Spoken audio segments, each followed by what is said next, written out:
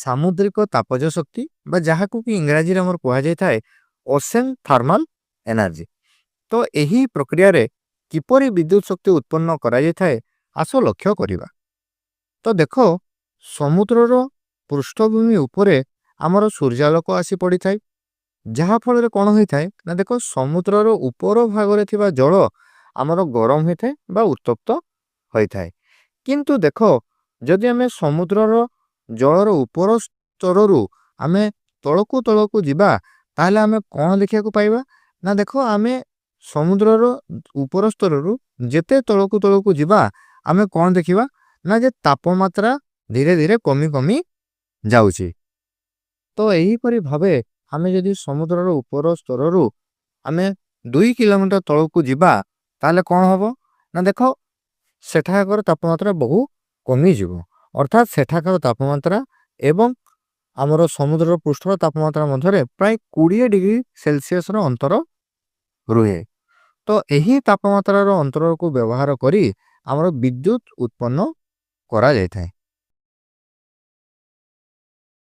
ତ ଏଥିପାଇଁ ଦେଖ କ'ଣ କରାଯାଏ ନା ଦେଖ, ଏହିପରି ଏକ ବ୍ୟବସ୍ଥା କରାଯାଇଥାଏ।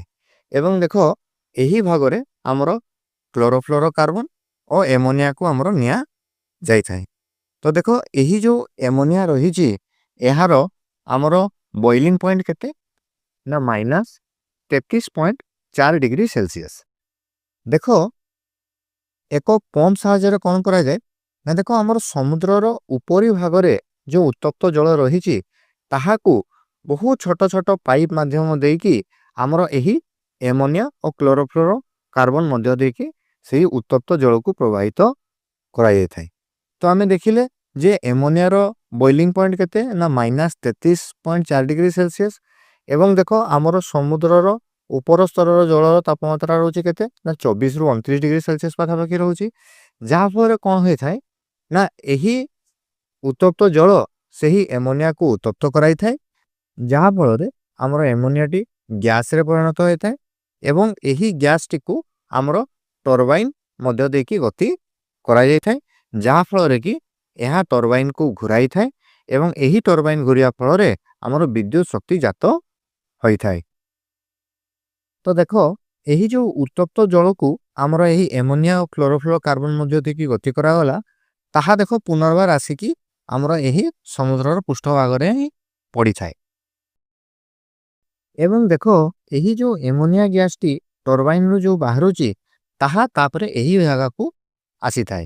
ଏବଂ ଏହି ଜାଗାରେ ଦେଖ ପୁଣି କ'ଣ କରାଯାଇଛି ନା ଆମର ପମ୍ପ ସାହାଯ୍ୟରେ ସମୁଦ୍ରର ତଳ ଯେଉଁ ଥଣ୍ଡା ପାଣି ରହିଛି ତାହାକୁ ପମ୍ପ ସାହାଯ୍ୟରେ ଉପରକୁ ଛୋଟ ଛୋଟ ପାଇପ୍ ମଧ୍ୟ ଦେଇକି ଏହା ମଧ୍ୟରେ ଗତି କରାଯାଇଥାଏ, ଯାହାଫଳରେ ଏହି ଥଣ୍ଡା ଜଳ ସଂସ୍ପର୍ଶରେ ଆମର ଏମୋନିଆଟି ଆସିବା ଫଳରେ ତାହା ପୁନର୍ବାର ତରଳ ଅବସ୍ଥାକୁ ପଳେଇ ଆସିଥାଏ। ତାପରେ ଦେଖ, ଏହି ଯେଉଁ ଥଣ୍ଡା ଜଳ ଏହା ମଧ୍ୟରେ ପ୍ରବେଶ କରାଗଲା, ଏହା ପୁନର୍ବାର ଯାଇକି ଆମର ସମୁଦ୍ରର ପୃଷ୍ଠଭାଗରେ ପଡ଼ିଥାଏ ଏବଂ ଏହି ଯେଉଁ ଏମୋନିଆଟି ବର୍ତ୍ତମାନ ଯେଉଁ ତରଳ ଅବସ୍ଥାରେ ପରିଣତ ହୋଇଗଲା ତାହାକୁ ଏକ ପମ୍ପ ସାହାଯ୍ୟରେ ବର୍ତ୍ତମାନ ଦେଖ ପୁଣି ଏହି ଭାଗକୁ ପଠାଯାଇଥାଏ, ଯେଉଁଠାରେ କି ତାହା ପୁଣି ଉତ୍ତପ୍ତ ଜଳ ସଂସ୍ପର୍ଶରେ ଆସିବା ଫଳରେ ପୁଣି ଗ୍ୟାସୀୟ ଅବସ୍ଥାରେ ପରିଣତ ହୋଇଥାଏ ଏବଂ ସେହି ଗ୍ୟାସଟି ପୁନର୍ବାର ଟର୍ବାଇନ୍ ମଧ୍ୟକୁ ପ୍ରବେଶ କରିଥାଏ, ଯାହାଫଳରେ ଟର୍ବାଇନ୍ଟି ଘୁରିଥାଏ ଏବଂ ଆମର ବିଦ୍ୟୁତ ଶକ୍ତି ଜାତ ହୋଇଥାଏ। ତ ଏହି ପ୍ରକ୍ରିୟାଟି ଆମର ଅନବରତ ଭାବେ ଆମର ଚାଲୁ ରହିଥାଏ ଏବଂ ଆମର ବିଦ୍ୟୁତ ଶକ୍ତି ଜାତ ହୋଇଥାଏ। ଏବଂ ଦେଖ, ଆମର ଅନେକ ସାମୁଦ୍ରିକ ତାପଜ ଶକ୍ତି ରୂପାନ୍ତରଣ କେନ୍ଦ୍ର ବା ଯାହାକୁ କି ଇଂରାଜୀରେ ocean thermal energy conversion power plant ବୋଲି କୁହାଯାଇଥାଏ, ସେମାନେ ଏହି ତାପମାତ୍ରାର ତାରତମ୍ୟକୁ ଆମର ତାପଜ ଶକ୍ତିରେ ରୂପାନ୍ତରିତ କରିଥାନ୍ତି, ଯାହାକୁ କି ବ୍ୟବହାର କରିକି ଆମର ବିଦ୍ୟୁତ ଶକ୍ତି ଜାତ ହୋଇଥାଏ।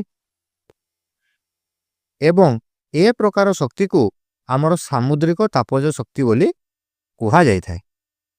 ଓ ଦେଖ, ଏହି ପ୍ରକ୍ରିୟାରେ ଆମର ବର୍ଷର ସବୁ ସମୟରେ ଆମର ଶକ୍ତି ଉପଲବ୍ଧ ହୋଇପାରେ।